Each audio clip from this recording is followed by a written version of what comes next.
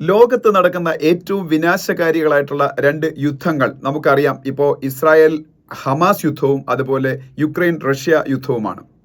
ഇതിൽ ഏറ്റവും വിനാശകാരിയായ യുദ്ധം ഏതാണെന്ന് ചോദിച്ചാൽ തീർച്ചയായിട്ടും അത് ഇസ്രായേൽ ഹമാസ് യുദ്ധമായിരിക്കും. കാരണം ഏറ്റവും ക്രൂരവും അതാണ്. കാരണം നിരപരാധികളായിട്ടുള്ള അമ്മമാരെയും കുഞ്ഞുങ്ങളെയും മറ്റ് നിരപരാധികളായിട്ടുള്ള മനുഷ്യരെയും പതിനായിരക്കണക്കിന് കൊന്നൊടുക്കുന്ന യുദ്ധം ഇസ്രായേൽ ഹമാസ് യുദ്ധമാണ്. പക്ഷെ ലോകത്ത് ഏറ്റവും കൂടുതൽ ഇമ്പാക്റ്റ് ഉണ്ടാക്കിയ യുദ്ധം ഏതാണെന്ന് ചോദിച്ചാൽ തീർച്ചയായും അത് യുക്രൈൻ റഷ്യ യുദ്ധമാണ്. കാരണം അത് കൂടുതൽ വൈഡറായിട്ടുള്ള ഒരു ഏരിയയിൽ നിന്നാണ് നടക്കുന്നത്. ഏതാണ്ട് 1,10,000 കിലോമീറ്ററിൽ കൂടുതൽ യുക്രൈൻ്റെ പ്രദേശങ്ങൾ ഓൾറെഡി റഷ്യ ആ യുദ്ധത്തിൽ പിടിച്ചെടുത്തു കഴിഞ്ഞു. അതുപോലെ യുക്രൈനും റഷ്യയുടെ കുറച്ച് മേഖലകൾ ഏതാണ്ട് 1000-ഓളം കിലോമീറ്റർ പ്രദേശങ്ങൾ യുക്രൈൻ റഷ്യയുടേതും പിടിച്ചെടുത്തു കഴിഞ്ഞു. പക്ഷേ ആൾനാശം പരിഗണിക്കുകയാണെന്നുണ്ടെങ്കിൽ ഇസ്രായേൽ ഹമാസ് യുദ്ധം പോലെ അത്രയും ആൾനാശം ഉണ്ടായിട്ടില്ല, അത്രയും ക്രൂരമല്ല എന്ന് നമുക്ക് വേണമെങ്കിൽ പറയാം. എന്തായാലും ഞാൻ പറഞ്ഞു, ലോകത്ത് കൂടുതൽ ഇമ്പാക്റ്റ് റഷ്യ യുക്രൈൻ യുദ്ധമാണ് ഉണ്ടാക്കിക്കൊണ്ടിരിക്കുന്നതെന്ന് ഞാൻ പറയാൻ കാരണം റഷ്യയും യുക്രൈനും അതിൻ്റെതായ രീതിയിൽ ലോകത്ത് വലിയ പ്രാധാന്യം അർഹിക്കുന്ന രണ്ട് രാജ്യങ്ങളാണ്. റഷ്യ ലോകത്ത് ഏറ്റവും കൂടുതൽ ഗ്യാസ് ഉൽപ്പാദിപ്പിക്കുന്ന രാജ്യമാണ്. അതുപോലെ പെട്രോളിയം ഉൽപ്പാദനത്തിലും റഷ്യ ഏതാണ്ട് സൗദിക്കൊക്കെ ഒപ്പം നിൽക്കുന്ന ഒരു രാജ്യമാണ്. അപ്പോൾ പെട്രോളിയവും ഗ്യാസും ലോകത്തിന് ഏറ്റവും അത്യാവശ്യമുള്ളതാണ്. പ്രത്യേകിച്ച് യൂറോപ്പിൻ്റെ ഈ രണ്ട് ഫ്യൂവലുകളുടെയും ഗ്യാസിൻ്റെയും പെട്രോളിയത്തിൻ്റെയും മെയിൻ സപ്ലയറും റഷ്യ ആയിരുന്നു.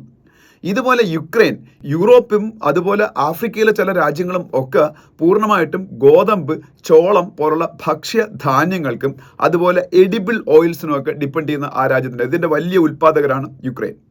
അപ്പോൾ ഈ രണ്ട് രാജ്യങ്ങളും തമ്മിൽ യുദ്ധം ഉണ്ടായപ്പോൾ യൂറോപ്പിലേക്കുള്ള ഗ്യാസ് സപ്ലൈ, പെട്രോളിയം സപ്ലൈ ഒക്കെ ഭയങ്കരമായിട്ട് ഇത് ബാധിച്ചു. റഷ്യയുടെ കയ്യിൽ നിന്ന് അവർക്ക് വാങ്ങാൻ പറ്റാത്ത സാഹചര്യമായി ഉപരോധങ്ങൾ മൂലം. ഇത് ഈ രാജ്യങ്ങളെല്ലാം അത്യാവശ്യ സാമ്പത്തിക പ്രതിസന്ധി സൃഷ്ടിക്കുകയും വലിയ ഇൻഫ്ലേഷൻ, പണപ്പെരുപ്പത്തിന് കാരണമാവുകയും ചെയ്തു.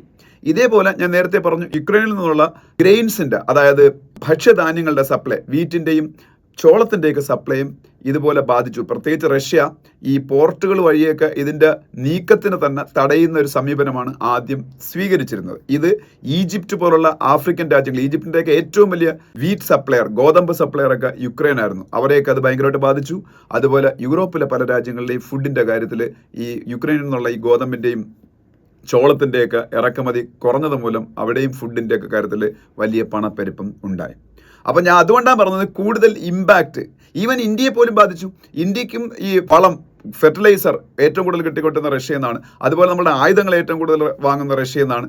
അതുപോലെ ആയുധങ്ങളുടെ ചില ഘടകങ്ങൾ വാങ്ങിക്കൊണ്ടിരുന്ന യുക്രൈനിൽ നിന്നാണ്. ഇവിടെ നിന്നൊക്കെയുള്ള ഈ പറഞ്ഞ സാധനങ്ങളുടെ എല്ലാത്തിൻ്റെ വരവ് വളരെ സ്ലോ ആയി. ഇപ്പോഴും വരുന്നുണ്ട്, പക്ഷെ വളരെ സ്ലോ ആയി. നമുക്ക് ഡെലിവറി ഓൺ ടൈമിൽ കിട്ടുന്നില്ല. അപ്പോൾ അങ്ങനെ നോക്കുകയാണെങ്കിൽ കൂടുതൽ ഇമ്പാക്റ്റ് ലോകത്തിൽ സൃഷ്ടിച്ചത് യുക്രൈൻ റഷ്യ യുദ്ധമാണ്. ഇത് ഞാൻ പറഞ്ഞു, ഇസ്രായേൽ ഹമാസ് യുദ്ധമാണ് കൂടുതൽ വിനാശകാരിയെന്ന്.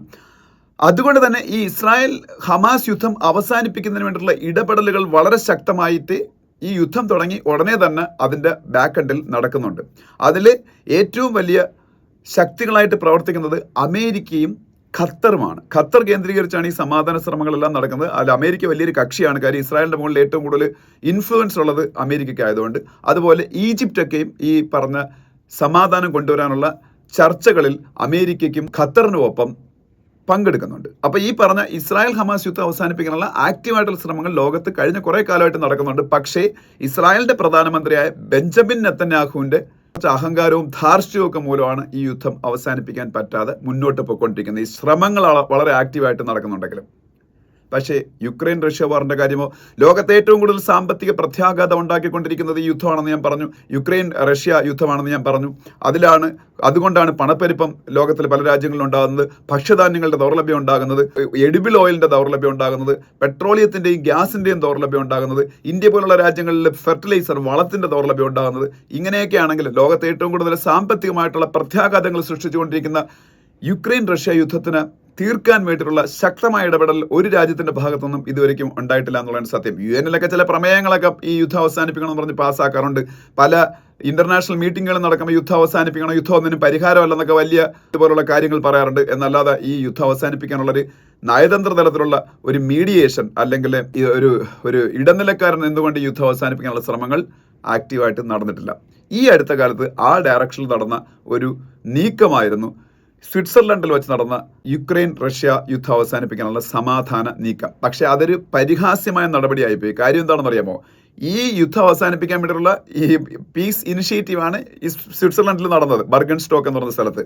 പക്ഷേ ഈ സ്വിറ്റ്സർലൻഡിൽ നടന്ന മീറ്റിംഗിലേക്ക് റഷ്യയെ വിളിച്ചില്ല. യുദ്ധം നടത്തുന്നത് റഷ്യയാണ്. എന്നിട്ട് റഷ്യയെ വിളിക്കാതെ യുക്രൈനും അവർക്ക് സാമ്പത്തിക സഹായം നൽകുന്ന കുറേ രാജ്യങ്ങളും കൂടെയാണ് ഈ സമാധാന ഉച്ചകോടി നടത്തിയത്. വല്ല ഗുണമുണ്ടോ അതുകൊണ്ട്? ആ മീറ്റിംഗിലേക്ക് ഇന്ത്യയും വിളിച്ചു ഈ യുദ്ധം അവസാനിപ്പിക്കാനുള്ള നടപടികളെക്കുറിച്ച് ചർച്ച ചെയ്യാൻ. ഇന്ത്യ ആ മീറ്റിംഗ് ബഹിഷ്കരിക്കാനാണ് തീരുമാനിച്ചത്. പക്ഷേ വളരെ ശക്തമായിട്ട് യുക്രൈൻ്റെ അമേരിക്കയുടെ ഒക്കെ ഭാഗത്തു നിന്നുള്ള സമ്മർദ്ദം ഉണ്ടായി.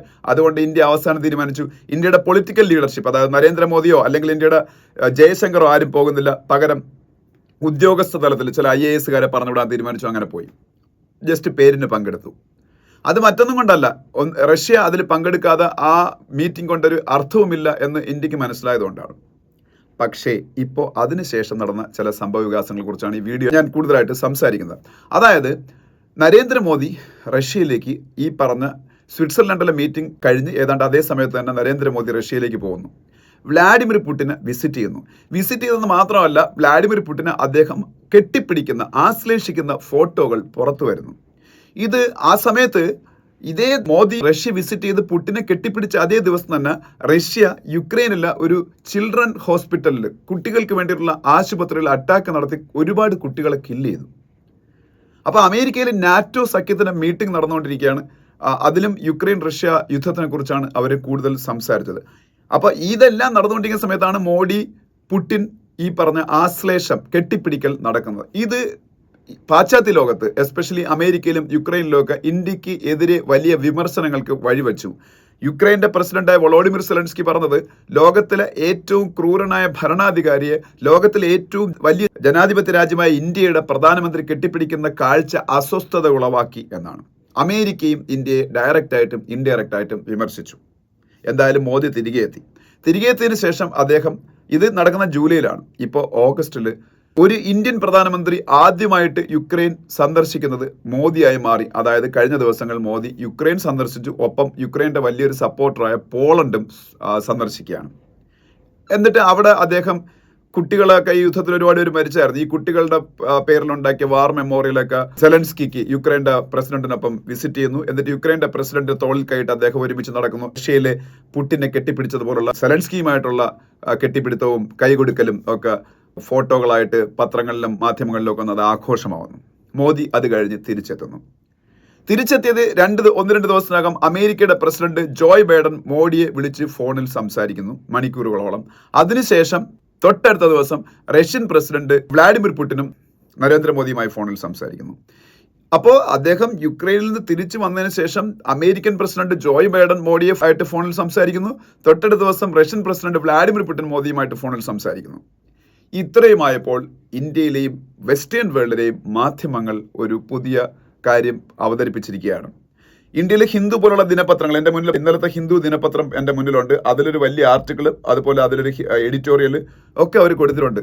ഇന്ത്യ വളരെ ആക്റ്റീവായിട്ട് റഷ്യ യുക്രൈൻ യുദ്ധം തീർക്കാൻ വേണ്ടിയിട്ട് ഇടപെടുന്നു. അതാണ് നരേന്ദ്രമോദി വളരെ ഇമ്മീഡിയറ്റ് ആയിട്ട് യുക്രൈനിലേക്കുള്ള ഈ വിസിറ്റ് നടത്താൻ കാരണം.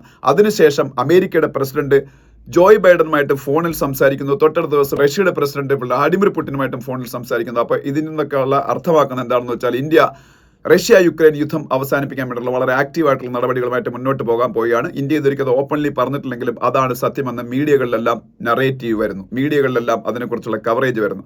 അപ്പോൾ ഇനി നമുക്ക് ഇന്ത്യക്ക് അതിന് കഴിയുമോ എന്ന് നോക്കാം. ഇന്ത്യക്ക് അതിന് കഴിയുമോ എന്ന് നോക്കുമ്പോൾ നമ്മൾ ചിന്തിക്കേണ്ടത്, ഇന്ത്യ ആണ് ലോകത്തിലെ ഒരേ ഒരു രാജ്യം അമേരിക്ക ഉൾപ്പെടുന്ന വെസ്റ്റേൺ കൺട്രീസിനും അതുപോലെ റഷ്യയുടെ പ്രസിഡന്റായ വ്ളാഡിമിർ പുടിനും ഒരുപോലെ ഇഷ്ടപ്പെട്ട ഒരു രാജ്യം. ഇപ്പം ചൈനയുടെ കേസ് എടുക്കുകയാണെങ്കിൽ ചൈനയ്ക്ക് പുടിനുമായിട്ട് നല്ല ബന്ധമുണ്ട്. വ്ളാഡിമിർ പുടിന് അല്ലെങ്കിൽ റഷ്യക്ക് ചൈനയെ വളരെ ഇഷ്ടമാണ്, അവരുടെ വലിയ സുഹൃത്ത് രാജ്യമാണ്. പക്ഷേ വെസ്റ്റേൺ രാജ്യങ്ങൾക്ക്, പാശ്ചാത്യ രാജ്യങ്ങൾക്ക്, അമേരിക്കയ്ക്കും അതിൻ്റെ സഖ്യകക്ഷികൾക്കും യുക്രൈനും ഒന്നും ചൈനയെ അത്ര താല്പര്യമില്ല. എന്ന് മാത്രമല്ല ചൈനയെ അവർ വിശ്വസിക്കുന്നില്ല. അപ്പം അവിടെ ഒരു വിശ്വാസ്യത കുറവുണ്ട് ചൈനയുടെ ഭാഗത്ത് മറ്റ് രാജ്യങ്ങൾക്ക്, റഷ്യ ഒഴിച്ചുള്ള അവരുടെ ഓപ്പോസിറ്റ് സൈഡിൽ നിൽക്കുന്ന രാജ്യങ്ങൾക്ക്. പക്ഷേ ഇന്ത്യയുടെ കേസ് എടുത്താലോ, ഇന്ത്യ ഇന്ത്യക്ക് സ്വാതന്ത്ര്യം കിട്ടിയ സമയം തൊട്ട് സോവിയറ്റ് യൂണിയന്റെ കാലഘട്ടം തൊട്ട് റഷ്യയുടെ ഏറ്റവും മികച്ച സുഹൃത്തായതുകൊണ്ട് തന്നെ പുടിൻ വന്ന് അവിടെ ഭരിക്കാൻ തുടങ്ങിയതിന് ശേഷവും പുടിനുമായിട്ടും ആ ബന്ധം കാത്തു സൂക്ഷിച്ച് മുന്നോട്ട് പോയി. ഇന്ന് റഷ്യ യുക്രൈൻ യുദ്ധം ഉണ്ടായപ്പോൾ പോലും റഷ്യയെ ഒരു രീതിയിലും വിമർശിക്കുന്ന വേദനിക്കുന്ന വാക്കുകൾ ഇന്ത്യയിൽ നിന്ന് ഉണ്ടാവാതിരിക്കാൻ ഇന്ത്യ വളരെയധികം ശ്രദ്ധിച്ചു. അതുകൊണ്ട് തന്നെ ഇന്ത്യക്ക് റഷ്യയുടെ അല്ലെങ്കിൽ പുടിന്റെ ഹൃദയത്തിൽ സവിശേഷമായ ഒരു സ്ഥാനമുണ്ട്. ഇതേപോലെ ഇന്ത്യ വളരെ ഇമ്പാർഷ്യൽ ആയിട്ടുള്ള രാജ്യമാണെന്നുള്ളൊരു ഔട്ട്ലുക്ക് ജവഹർലാൽ നെഹ്റുവിന്റെ കാലഘട്ടം തൊട്ടേ ലോകത്തിന് കൊടുക്കാൻ പറ്റിയത് കൊണ്ട് ഈ പാശ്ചാത്യ രാജ്യങ്ങൾക്ക് അമേരിക്കയ്ക്കും യൂറോപ്പിനും ഒക്കെ ഇന്ത്യയെ വിശ്വാസമാണ്. അപ്പോൾ ഈ റഷ്യ യുക്രൈൻ യുദ്ധം തീർക്കാൻ ഇടനിലക്കാരനാവാൻ ഇന്ന് ലോകത്ത് പറ്റുന്ന അത്യാവശ്യം ഇൻഫ്ലുവൻഷ്യൽ ആയിട്ടുള്ള വലിയൊരു സാമ്പത്തികമായിട്ടുള്ള ഒരു ശക്തിയും ഒരു സൈനികമായിട്ടുള്ള ഒരു ശക്തിയൊക്കെ ആയിട്ടുള്ള ഒരു പവർഫുൾ നേഷൻ ഇന്ത്യ മാത്രമാണ്. അപ്പം അതവിടെ നിൽക്കട്ടെ. ഇനി എന്തുകൊണ്ട് ഈ യുദ്ധം ഇത്രയും കാലം ഒരു 2.5 വർഷം നീണ്ടുപോയി? 2022 ഫെബ്രുവരിയിൽ ആരംഭിച്ച യുദ്ധമാണ്. 2.5 വർഷത്തോളം ഇങ്ങനെ നീണ്ടുപോയിട്ട് ഇപ്പോൾ പെട്ടെന്ന് ഒരു സമാധാന നീക്കം ഉണ്ടാവാനുള്ള കാരണം, അതിൽ ഒന്നാമത്തെ കാരണം അമേരിക്ക ഇലക്ഷനിലേക്ക് പോകുന്നു എന്നുള്ളതാണ്.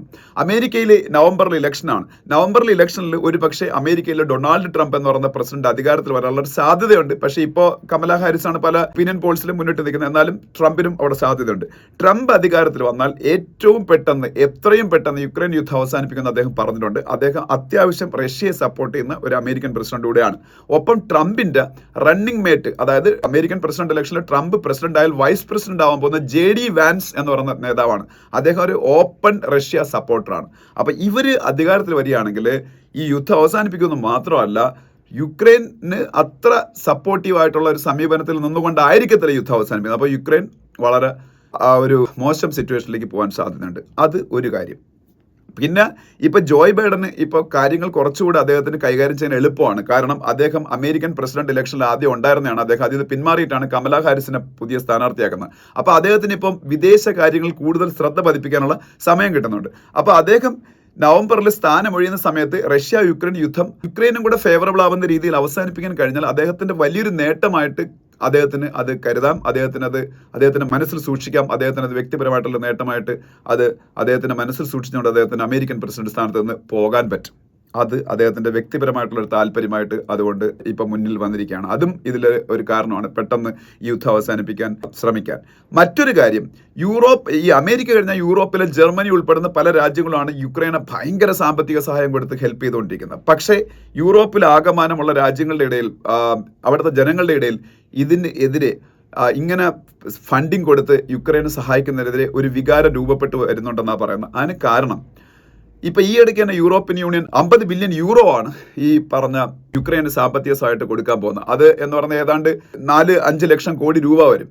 അപ്പൊ ഇതിന് അന്ന് തന്നെ ഹംഗറി പോലുള്ള യൂറോപ്യൻ യൂണിയനിലെ രാജ്യങ്ങൾ എതിർത്തിരുന്നു. ഇങ്ങനെ സാമ്പത്തിക സഹായം കൊടുക്കേണ്ട കാര്യമില്ല യുക്രൈൻ എന്ന് പറഞ്ഞിട്ട്. പ്രത്യേകിച്ച് യുക്രൈൻ ഈ യുദ്ധത്തിൽ എടുത്തു കാണിക്കാൻ ഒന്നുമില്ല. അവർ ഈ യുദ്ധത്തിൽ വിജയിക്കുന്നില്ല, യുദ്ധത്തിൽ വലിയ നേട്ടങ്ങളൊന്നും അവർ ഉണ്ടാക്കുന്നില്ല. അത്തരം ഒരു സാഹചര്യത്തിൽ അങ്ങനെ പരാജയപ്പെട്ടുകൊണ്ടിരിക്കുന്ന രാജ്യത്തിന് എന്തിനാണ് ഇങ്ങനെ സാമ്പത്തിക സഹായം കൊടുക്കുന്നത് എന്നുള്ള ഒരു വളരെ ശക്തമായിട്ടുള്ള ക്വസ്റ്റ്യൻ മാർക്ക് ഈ രാജ്യങ്ങളുടെ എല്ലാം മനസ്സിൽ ഉണ്ടായിക്കൊണ്ടിരിക്കുക. അപ്പൊ ജർമ്മനി തന്നെ പറഞ്ഞു, ഈ 2025 ഈ യുദ്ധത്തിൽ കൊടുത്തുകൊണ്ടിരിക്കുന്ന സാമ്പത്തിക സഹായം ഞങ്ങൾ കുറച്ചു കൊണ്ടുവരും എന്ന്. അപ്പോൾ 2025 ആകുമ്പം അങ്ങനെ ചെയ്താൽ തീർച്ചയായിട്ടും യുക്രൈൻ അപ്പോഴും അത്യാവശ്യം സാമ്പത്തിക ബുദ്ധിമുട്ടിൽ ആവാൻ സാധ്യതയുണ്ട്. എന്ന് മാത്രമല്ല, ഞാൻ നേരത്തെ തുടക്കത്തിൽ പറഞ്ഞ പോലെ ഈ യൂറോപ്യൻ രാജ്യങ്ങൾക്ക് ഗ്യാസ്, ഓയിൽ, മറ്റ് ഫുഡ് പോലുള്ള ഈ പറഞ്ഞ ഗോതമ്പ്, അരി പോലുള്ള സംഭവങ്ങളെല്ലാം ഈ പറഞ്ഞ രാജ്യങ്ങളിൽ നിന്നാണ് കിട്ടേണ്ടത്. അപ്പം അവിടെ ഇനിയിപ്പം ശൈത്യകാലം വരികയാണ്. ഇപ്പം ഇത് ഓഗസ്റ്റ് മാസമായി, നവംബർ ഡിസംബർ ആകുമ്പം അവിടെ വിന്റർ വരും. ഈ സമയത്ത് ഫ്യൂവലിൻ്റെയൊക്കെ വലിയ ആവശ്യം കൂടുന്ന സമയമാണ്. അപ്പം ഈ യുദ്ധം താൽക്കാലികമായിട്ടെങ്കിലും ഒന്ന് അവസാനിപ്പിക്കാൻ പറ്റിയാൽ വീണ്ടും ഈ സപ്ലൈ ഒക്കെ അൺഇൻറ്ററപ്റ്റഡ് ആയിട്ട് ഈ പറഞ്ഞ വിന്റർ സീസണിലേക്കൊക്കെ അവർക്ക് കിട്ടാനുള്ള സാധ്യതയുണ്ട്. അപ്പോൾ എത്രയും പെട്ടെന്ന് ഈ യുദ്ധം ഇപ്പോൾ അവസാനിപ്പിക്കേണ്ടത് ഈ പറഞ്ഞ യൂറോപ്യൻ രാജ്യങ്ങളിലെ ഒരു ആവശ്യം കൂടെ ആയിട്ട് മാറുകയാണ്. അപ്പം അത് മറ്റൊരു കാര്യം. അപ്പം അതിൻ്റെ കൂടെ നമ്മൾ മറ്റൊന്ന് ഒരു കാര്യം കൂടെ മനസ്സിലാക്കേണ്ടത് ഉണ്ട്.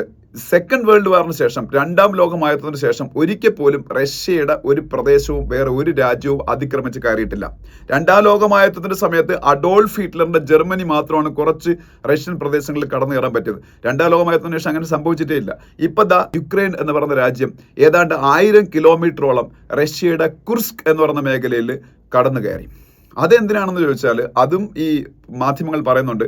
ഇപ്പോൾ ഈ നെഗോഷിയേഷൻസ് നടക്കുമ്പോൾ ആ നെഗോഷിയേഷൻസിൽ റഷ്യയുടെ കുറച്ച് പ്രദേശങ്ങളെങ്കിലും ഇവർ കൈവശം പിടിച്ചു വച്ചിരുന്നാൽ ആ നെഗോഷിയേഷനിൽ ഇവർക്ക് എന്തെങ്കിലുമൊക്കെ ഒരു നീക്കുപോക്ക് റഷ്യയുടെ കയ്യിൽ നിന്ന് കിട്ടാൻ സാധ്യതയുണ്ട്. പക്ഷെ അതൊരു തെറ്റായ ധാരണയാണ്. കാര്യം 1000 കിലോമീറ്റർ റഷ്യയുടെ പ്രദേശം യുക്രൈൻ പിടിച്ചു വെച്ചെങ്കിൽ 1,10,000 കിലോമീറ്റർ യുക്രൈൻ്റെ പ്രദേശം റഷ്യയുടെ കയ്യിരിക്കുകയാണ്. അതുകൊണ്ട് എന്തെങ്കിലും അഡ്വാൻറ്റേജ് ഉണ്ടാവോ എന്തോ. പ്ലസ് യുക്രൈൻ അവരുടെ സപ്പോർട്ടേഴ്സ് ആയിട്ടുള്ള രാജ്യങ്ങളെ കാണിക്കാൻ ആഗ്രഹിക്കുന്നു.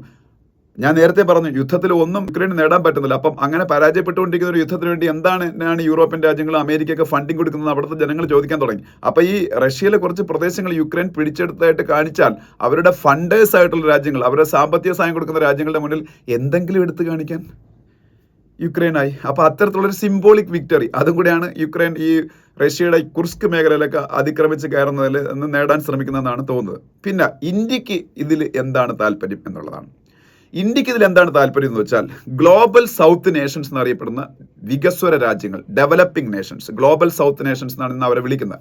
അതിൻ്റെ നായകത്വത്തിലേക്ക് ഇന്ത്യ വന്നുകൊണ്ടിരിക്കുകയാണ്. ഗ്ലോബൽ സൗത്ത് സമ്മിറ്റ് തന്നെ ഇപ്പോൾ ഇന്ത്യ സംഘടിപ്പിച്ചു. 3ാമത്തെ ഗ്ലോബൽ സൗത്ത് സമ്മിറ്റാണ് നമ്മൾ സംഘടിപ്പിച്ചത്. അപ്പോൾ ലോകത്തിലെ വികസ്വര രാജ്യങ്ങളുടെ നായകനാവാൻ ഇന്ത്യയും ചൈനയും ശ്രമിക്കുന്നുണ്ടെങ്കിലും ഇന്ത്യ ആ നായക സ്ഥാനത്തേക്ക് വരുന്ന രീതിയിൽ കഴിഞ്ഞ കുറച്ച് കാലമായിട്ട് കുറച്ച് ഡെവലപ്മെന്റ്സ് ഉണ്ടാകുന്നുണ്ട്. അപ്പോൾ ഈ വികസ്വര രാജ്യങ്ങൾ അല്ലെങ്കിൽ ഗ്ലോബൽ സൗത്ത് നേഷൻസിനെയാണ് ഏറ്റവും കൂടുതൽ ഈ റഷ്യ യുക്രൈൻ യുദ്ധം കൊണ്ടുള്ള ബുദ്ധിമുട്ടുകൾ ഉണ്ടാക്കിക്കൊണ്ടിരിക്കുന്നത്. അല്ലെങ്കിൽ അവർക്കാണ് ഏറ്റവും കൂടുതൽ ബുദ്ധിമുട്ടുകൾ ഉണ്ടാകുന്നത്. ഞാൻ നേരത്തെ പറഞ്ഞ പണപ്പെരുപ്പം ഉണ്ടാകുന്നുണ്ട്. പല രാജ്യങ്ങളിലെയും ഗ്യാസിന്റെയും പെട്രോളിയത്തിന്റെയൊക്കെ സപ്ലൈ ഇത് ബാധിക്കുന്നുണ്ട്. ഭക്ഷ്യധാന്യങ്ങളുടെ സപ്ലൈ അത് ബാധിക്കുന്നുണ്ട്. വളത്തിന്റെ ഫെർട്ടിലൈസറിന്റെ സപ്ലൈ അത് ബാധിക്കുന്നുണ്ട്. അപ്പോൾ ഈ വികസ്വര രാജ്യങ്ങൾക്ക് ഈ പറഞ്ഞ യൂറോപ്യൻ രാജ്യങ്ങളെക്കാളും കൂടുതൽ ബുദ്ധിമുട്ടാണ്. അപ്പോൾ അവരെ ബാധിക്കുന്ന ഒരു വിഷയം ഇന്ത്യക്ക് പരിഹരിക്കാൻ കഴിഞ്ഞാൽ അവരുടെ മുന്നിൽ ഇന്ത്യക്ക് കൂടുതൽ ഒരു പ്രാധാന്യം കിട്ടുകയും ഇന്ത്യക്ക് അവരുടെ നായക സ്ഥാനത്തേക്ക് കൂടുതൽ ശക്തമായി മുന്നോട്ട് പോകാൻ പറ്റുകയും ചെയ്യും. അതൊരു കാര്യം. രണ്ടാമത്തെ കാര്യം എന്ന് പറയുന്നത് ഇന്ത്യയുടെ പ്രധാനമന്ത്രി നരേന്ദ്രമോദിയുടെ വ്യക്തിപരമായിട്ടുള്ള കാര്യമാണ്. ഈ മോഡി 2002 ആ ഒരു സമയത്താണ് ഇന്ത്യയിലെ രാഷ്ട്രീയ ഭൂമികയിൽ വലിയൊരു ശക്തമായ വ്യക്തിത്വമായിട്ട് വരുന്നത്. അത് തൊട്ട് ഇങ്ങോട്ട് അദ്ദേഹം ഗുജറാത്തിന്റെ മുഖ്യമന്ത്രിയായിട്ട് ഒരുപാട് വർഷം, ഏതാണ്ട് 13 വർഷം തുടർന്നു. അതിനുശേഷം അദ്ദേഹം ഇന്ത്യൻ പ്രധാനമന്ത്രിയായിട്ട് 11ാം വർഷം, ഏതാണ്ട് 24 വർഷത്തോളം അദ്ദേഹം ഇന്ത്യൻ രാഷ്ട്രീയത്തിൽ ലീഡറായിട്ട് നിൽക്കുമ്പോൾ ഒരിക്കൽ പോലും അദ്ദേഹം ഇത്രയും ഒരു വൾണറബിൾ ആയിട്ടുള്ള ഒരു സിറ്റുവേഷനിൽ നിന്നിട്ടില്ല. ഇപ്പം BJP-ക്കാർ ഈ വീഡിയോ കണ്ടാലും സമ്മതിക്കുമെന്ന് അറിയത്തില്ല. പക്ഷേ എന്താണ് ഒരു സത്യം എന്ന് വെച്ചാൽ ഈ ഇലക്ഷനിൽ പരാജയപ്പെട്ടില്ലെങ്കിലും സ്വന്തം മണ്ഡലമായ വാരണാസിയിൽ വരെ അദ്ദേഹത്തിന്റെ വോട്ടിൽ വൻ ഇടിവുണ്ടായി. ഇന്ത്യയിൽ അദ്ദേഹത്തിന്റെ അപ്രമാദിത്വത്തിൽ അല്ലെങ്കിൽ അദ്ദേഹത്തിന്റെ അപരാജിതമായിട്ടുള്ള നേതൃത്വത്തിനെ ക്വസ്റ്റ്യൻ ചെയ്യാൻ പറ്റുന്ന രീതിയിൽ പ്രതിപക്ഷം ഒന്ന് ശക്തി പ്രാപിച്ചിട്ടുണ്ട്. അപ്പം ഇന്ത്യക്കകത്ത് പ്രതിപക്ഷത്തിന്റെ ശക്തമായ ആക്രമണത്തിന് അദ്ദേഹം നേരിടുന്നുണ്ട്. അപ്പം ലോകത്തിൽ പല നേട്ടങ്ങളും ഉണ്ടാക്കിയ ഒരു ഇന്ത്യൻ നേതാവാണ് നരേന്ദ്രമോദി. ഒരുപാട് രാജ്യങ്ങളായിട്ട് ബന്ധമൊക്കെ മെച്ചപ്പെടുത്തി, അതിനൊന്നും യാതൊരു സംശയവുമില്ല. പക്ഷേ ഈ യുക്രൈൻ റഷ്യ യുദ്ധത്തിൽ ഒരു മീഡിയേറ്ററായിട്ട് നിന്നുകൊണ്ട് യുദ്ധം താൽക്കാലികമായിട്ടെങ്കിലും അവസാനിപ്പിക്കാൻ പറ്റിയാൽ അദ്ദേഹത്തിന് ഇന്ത്യയിലെ രാഷ്ട്രീയത്തിൻ്റെ അകത്തും വലിയ ഒരു നേട്ടമായിരിക്കും അദ്ദേഹത്തിന് കിട്ടുന്നത്. ഈവൻ നമുക്കറിയാം പല യുദ്ധങ്ങളും താൽക്കാലികമായിട്ടെങ്കിലും അവസാനിപ്പിക്കാൻ പറ്റിയിട്ടുള്ള രാജ്യ തലവന്മാർക്ക് നോബൽ സമ്മാനം, പീസിനുള്ള നോബൽ സമ്മാനം, സമാധാനത്തിനുള്ള നോബൽ സമ്മാനം വരെ കിട്ടിയ ചരിത്രമുണ്ട്. അത്തരത്തിലെങ്ങാനും ഒന്ന് നേടിയെടുക്കാൻ പറ്റിയാൽ മോദിക്ക് ഇന്ത്യൻ രാഷ്ട്രീയത്തിൽ കിട്ടുന്ന ഒരു വലിയ ഒരു മൈലേജ് എന്ന് പറയുന്നത് അത് നമുക്ക് ചിന്തിക്കാൻ പറ്റാത്തതായിരിക്കും. അത് അദ്ദേഹത്തിന്റെ പേഴ്സണൽ ആയിട്ടുള്ള ഒരു താല്പര്യമാണ്. ഒപ്പം ഇന്ത്യ എന്ന് പറയുന്ന രാജ്യത്തിനും വലിയ താല്പര്യമുണ്ട്. കാര്യം റഷ്യയിൽ നിന്ന് നമുക്ക്, ഞാൻ നേരത്തെ പറഞ്ഞ പോലെ, വളം കിട്ടുന്നതിൽ ബുദ്ധിമുട്ട് നേരിടുന്നുണ്ട്. യുക്രൈനിൽ നിന്ന് നമുക്ക് ഭക്ഷ്യ എണ്ണ കിട്ടുന്നതിൽ ബുദ്ധിമുട്ട് നേരിടുന്നുണ്ട്. അതുപോലെ നമ്മളുടെ ഡിഫൻസ് സപ്ലൈസ് റഷ്യയിൽ നിന്നും യുക്രൈനിൽ നിന്ന് കിട്ടുന്നതിൽ ഇപ്പം കാലതാമസം നേരിടുന്നുണ്ട്. ഇതെല്ലാം നമുക്ക് വീണ്ടും പഴയതുപോലെ ആക്കാനും ഈ യുദ്ധം അവസാനിപ്പിക്കുന്ന വഴി നമ്മളത് ഹെൽപ്പ് ചെയ്യും നമ്മുടെ രാജ്യത്തിന്. അപ്പം നമുക്കൊരു നാഷണൽ ഇൻട്രസ്റ്റ് അതിലുണ്ടെന്ന് പറയാം. മോഡിയുടെ വ്യക്തിപരമായിട്ടുള്ള താല്പര്യം പോലെ നമുക്കൊരു നാഷണൽ ഇൻട്രസ്റ്റ് ഉണ്ട്. അവസാനമായിട്ട് ഇത്രയും കാലം ഈ റഷ്യ യുക്രൈൻ യുദ്ധത്തിൽ നമ്മൾ നിഷ്പക്ഷ നിലപാട് സ്വീകരിച്ചെന്ന് പറയുന്നെങ്കിലും നമ്മൾ ആക്ച്വലി പക്ഷപാതപരമായിട്ടുള്ള നിലപാടാണ് സ്വീകരിച്ചെന്ന് എല്ലാവർക്കും അറിയാം. നമ്മൾ റഷ്യക്ക് അനുകൂല നിലപാടാണ് സ്വീകരിച്ചത്. അതിന് കാരണങ്ങൾ 1-2 ഉണ്ട്. ഒരെണ്ണം എന്ന് പറഞ്ഞാൽ പണ്ട് തൊട്ടേ റഷ്യ എന്ന് പറഞ്ഞ രാജ്യം നമ്മളുടെ ഏറ്റവും വലിയ സുഹൃത്തെന്ന് പറഞ്ഞു, ഒരിക്കലും നമ്മളെ കൈവിടാത്ത സുഹൃത്ത്. അപ്പോൾ അവരോടുള്ള സ്നേഹം. രണ്ടാമത്തെ കാര്യം, ഈ യുദ്ധത്തിൽ തീർച്ചയായിട്ടും ആരുടെയെങ്കിലും ഭാഗത്ത് ന്യായം ഉണ്ടെങ്കിൽ അത് റഷ്യയുടെ ഭാഗത്താണെന്ന് നമുക്ക് ചിന്തിച്ചാൽ മനസ്സിലാവും. കാര്യം റഷ്യ എന്ന് പറഞ്ഞ രാജ്യം പണ്ട് സോവിയറ്റ് യൂണിയൻ ആയിരുന്നു, അത് തകർത്തത് അവിടുത്തെ കമ്മ്യൂണിസ്റ്റ് ഭരണകൂടത്തിന്റെ കയ്യിരിപ്പ് ഒരു കാര്യം. രണ്ടാമത്തെ കാര്യം, അമേരിക്കയുടെ രഹസ്യ അന്വേഷണ ഏജൻസികൾ ആ രാജ്യം തകർക്കാൻ ശ്രമിച്ചു. അതിലും അവരും വിജയിച്ചു. പക്ഷെ അതിനുശേഷം പിന്നെ പല രാജ്യങ്ങളായിട്ട് ഈ രാജ്യങ്ങൾ ഇപ്പൊ കസാക്കിസ്ഥാനും ഉസ്ബെക്കിസ്ഥാനും താജിക്കിസ്ഥാനും കിർഗിസ്ഥാനും യുക്രൈനും ഒക്കെ അതിൽ നിന്ന് ഉണ്ടായാണെങ്കിലും അങ്ങനെ ഉണ്ടായ രാജ്യങ്ങളെല്ലാം റഷ്യയോട് വിധേയത്വം പുലർത്തി തന്നെ മുന്നോട്ട് പോകാൻ തീരുമാനിക്കുക. അവർ അങ്ങനെ തന്നെ ആയിരുന്നു ഇത്രയും കാലം. പക്ഷേ യുക്രൈന് മാത്രം ഈ പറഞ്ഞ അമേരിക്കയും വെസ്റ്റേൺ നേഷൻസും ചേർന്ന് കയ്യിലെടുക്കുകയും അവിടെ റഷ്യ അനുകൂലമായിട്ടുള്ള ഗവൺമെന്റ് ആയിരുന്നു അവിടെ ഉണ്ടായിരുന്ന സോവിയറ്റ് യൂണിയൻ തകർച്ചയ്ക്ക് ശേഷം. അതിനെ 2010 കാലഘട്ടത്തിൽ ഇല്ലാതാക്കിയിട്ട് അവിടെ അമേരിക്കൻ അനുകൂല അല്ലെങ്കിൽ യൂറോപ്യൻ അനുകൂല ഒരു ഗവൺമെന്റിനെ പ്രതിഷ്ഠിക്കുകയും ചെയ്യാണ്. അതിന്റെ പിന്തുടർച്ചക്കാരനാണ് ഇന്നത്തെ വോളോഡിമിർ സെലൻസ്കി. എന്നിട്ട് അവിടെ ഒരുപാട് രാഷ്ട്രീയ കളികൾ കളിച്ചിട്ട് ഇവർ പതുക്കെ ഈ പറഞ്ഞ യുക്രൈൻ നാറ്റോയിലേക്ക് എടുക്കാൻ ശ്രമം നടത്തിയാണ്. യുക്രൈൻ നാറ്റോയിലേക്ക് വന്നാൽ അമേരിക്കയുടെ തരത്തിലുള്ള മിലിറ്ററി സഖ്യം റഷ്യയുടെ തൊട്ടടുത്ത് വരും. റഷ്യയുടെ അതിർത്തിയിലുള്ള രാജ്യമാണ് യുക്രൈൻ. അപ്പോൾ തീർച്ചയായിട്ടും ഇതൊക്കെ ഒഴിവാക്കാൻ വേണ്ടിയിട്ട് അവരെ തിരിച്ചടിക്കും എന്നേ അന്ന് പുടിൻ പറഞ്ഞിരുന്നു. ഒരു രാജ്യത്തിനെ അറ്റാക്ക് ചെയ്യാനുള്ള അവകാശം ഈ മോഡേൺ ലോകത്ത് വേറെ രാജ്യത്തിനില്ല. പക്ഷേ സ്റ്റിൽ അവർക്കൊരു ന്യായം ഉണ്ടായിരുന്നു എന്നാണ് ഞാൻ വിശ്വസിക്കുന്നത്. ഒരുപക്ഷെ ഇന്ത്യയും അത് വിശ്വസിക്കുന്നുണ്ടാവാം. അതുകൊണ്ടായിരിക്കാം ഇൻഡയറക്റ്റ് ആയിട്ടെങ്കിലും ഇന്ത്യ ഇതുവരെയും റഷ്യയെ സപ്പോർട്ട് ചെയ്തിരുന്നത്. ഇന്ന് പല പല കാരണങ്ങൾ കൊണ്ട് ഇന്ത്യ റഷ്യയുടെയും യുക്രൈൻ്റെയും ഇടയിലുള്ള യുദ്ധം അവസാനിപ്പിക്കാനുള്ള ശ്രമങ്ങൾ തുടങ്ങി എന്നാണ് ഈ മാധ്യമങ്ങൾ റിപ്പോർട്ട് ചെയ്യുന്നത്. പക്ഷേ അപ്പോഴും ഒരുപാട് ബുദ്ധിമുട്ടുകളുണ്ട്. കാര്യം രണ്ട് രാജ്യങ്ങളും വളരെ ശക്തമായ നിലപാടുകൾ എടുത്താണ് മുന്നോട്ട് പോകുന്നത്. പുടിൻ ഒരു തരത്തിലും യുക്രൈനിൽ നിന്ന് പിടിച്ചെടുത്ത പ്രദേശങ്ങൾ തിരിച്ചു കൊടുക്കാൻ തയ്യാറല്ല. ഞാൻ പറഞ്ഞു, ഏതാണ്ട് 1,10,000 കിലോമീറ്ററോളം പ്രദേശങ്ങൾ യുക്രൈൻ്റെ റഷ്യ പിടിച്ചെടുത്തിട്ടുണ്ട്. ആ പ്രദേശങ്ങൾ ഒന്നും വിട്ടുകൊടുക്കില്ലെന്ന് അദ്ദേഹം പറഞ്ഞിട്ടുണ്ട്. അതുപോലെ യുക്രൈൻ നാറ്റോയിൽ ജോയിൻ ചെയ്യില്ലെന്ന് വളരെ ഒരു രേഖയുണ്ടാക്കി റഷ്യയുടെ മുന്നിൽ സമർപ്പിക്കണമെന്ന് അദ്ദേഹം പറഞ്ഞിട്ടുണ്ട്. അതായത് നാറ്റോയിൽ ഒരു കാരണവശാലും യുക്രൈൻ ജോയിൻ ചെയ്യില്ലെന്ന്. അപ്പോൾ അങ്ങനെ ഒരു ഉറപ്പ് അദ്ദേഹം ആവശ്യപ്പെടുന്നുണ്ട്. ഇതിന് രണ്ടിനും യുക്രൈൻ തയ്യാറായിട്ടില്ല ഇതുവരെയും. രണ്ടാമത്തെ കാര്യം, യുക്രൈൻ്റെ ആവശ്യം എന്താണ്? റഷ്യയുടെ കയ്യിലിരിക്കുന്ന യുക്രൈൻ്റെ പിടിച്ചെടുത്ത പ്രദേശങ്ങളെല്ലാം തിരിച്ചു കൊടുക്കണമെന്ന്. ഈ രണ്ട് കാര്യങ്ങൾ അങ്ങോട്ടും ഇങ്ങോട്ടും ഇവരാരും അംഗീകരിക്കുന്നില്ല ഇതുവരെയും. അങ്ങനെ അംഗീകരിക്കാത്തിടത്തോളം കാലം ഈ പറഞ്ഞ യുദ്ധം അവസാനിപ്പിക്കാൻ ഭയങ്കര ബുദ്ധിമുട്ടായിരിക്കും. അതുകൊണ്ട് ഈ മീഡിയേഷനിൽ ഇന്ത്യ എത്രത്തോളം സക്സസ്ഫുൾ ആവും എന്നുള്ളത് ഈ രണ്ട് രാജ്യക്കാരുടെയും അല്ലെങ്കിൽ ആ രണ്ട് രാജ്യത്തിൻ്റെ രാഷ്ട്രത്തലവന്മാരെ കാര്യങ്ങൾ പറഞ്ഞ് കൺവിൻസ് ചെയ്ത് വിട്ടുവീഴ്ചകൾ ചെയ്യാൻ പ്രേരിപ്പിക്കാൻ എത്രത്തോളം ഇന്ത്യക്ക് കഴിയും എന്നുള്ളതിനെ ഡിപ്പെൻഡ് ചെയ്തിരിക്കും ഈ പറഞ്ഞ മീഡിയേഷനിൽ ഇന്ത്യയുടെ വിജയം. അതാണ് എനിക്ക് നിങ്ങളോട് ഈ വീഡിയോ വഴി പറയാനുള്ളത്.